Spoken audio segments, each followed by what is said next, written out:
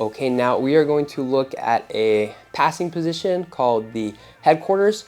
Very great position on top. I'll explain why in a second. And in this first video, we're just going to kind of talk about the position itself, what we're looking for, what we want to happen, what we don't want to happen, and then some of the passing options from there. So the headquarters position I'm referring to is, it's a good angle here, is when I'm on top and I have one of my partner's legs trapped between my leg. So this is what we call the headquarters.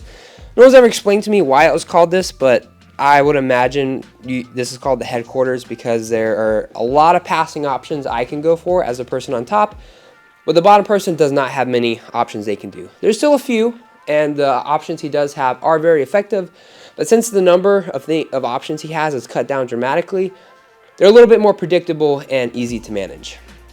And headquarters, reverse de la Hiva, and half guard are all very similar positions, just at like slightly different distances. So they're very similar, and these positions are all great because by trapping this leg in between mine, I'm limiting his options. I'm kind of limiting his hip mobility. And when we're passing the guard, we need to understand that the guard is my partner's feet, his knees, and his hips.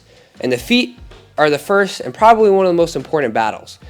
The feet are what allows him to really create distance between the two of us as frames.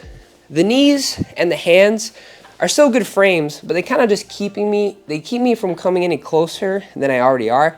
But it's hard to create real distance with the knees. But with the feet, if I'm trying to pass the guard, but he's able to point his feet at me or touch me with his feet, no matter how close I try to get, the legs are very strong, so he's going to be able to push me away.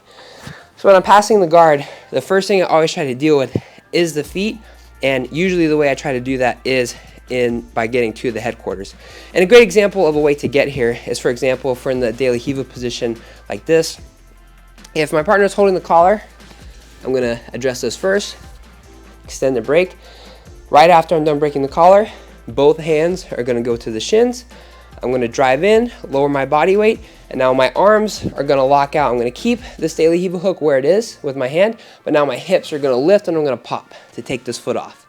Now that I'm here, I'm going to grab the pants.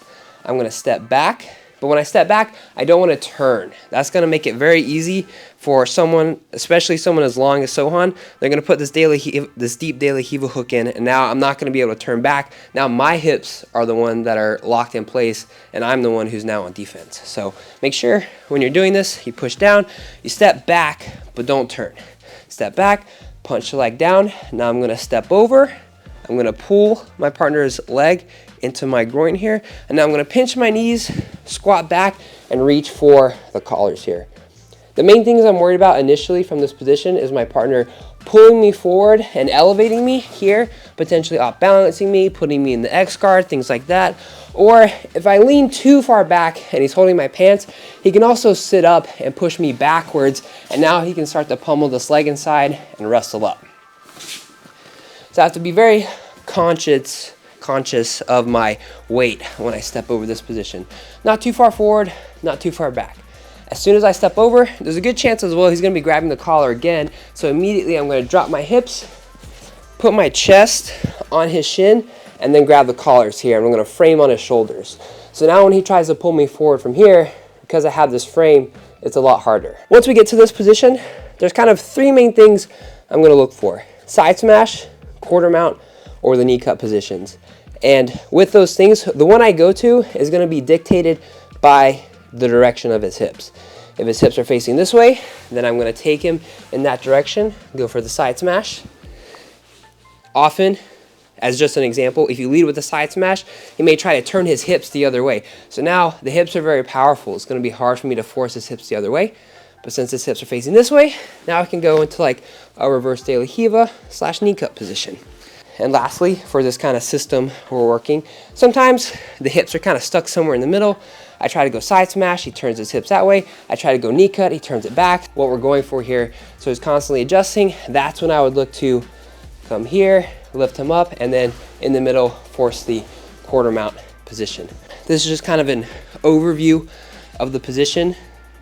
An easy way to get there, what we're looking for, what our partner is usually going to be looking for, and then some passing options from there. So one more time. here, if I'm here, I break this, down, step over, squat, frame, kind of hold here for a second if he's trying to move me around, make sure my base is good, and then from here I'm going to start trying to move the hips and kind of see how he reacts, how he's moving his hips, and then we'll decide where to go to from there.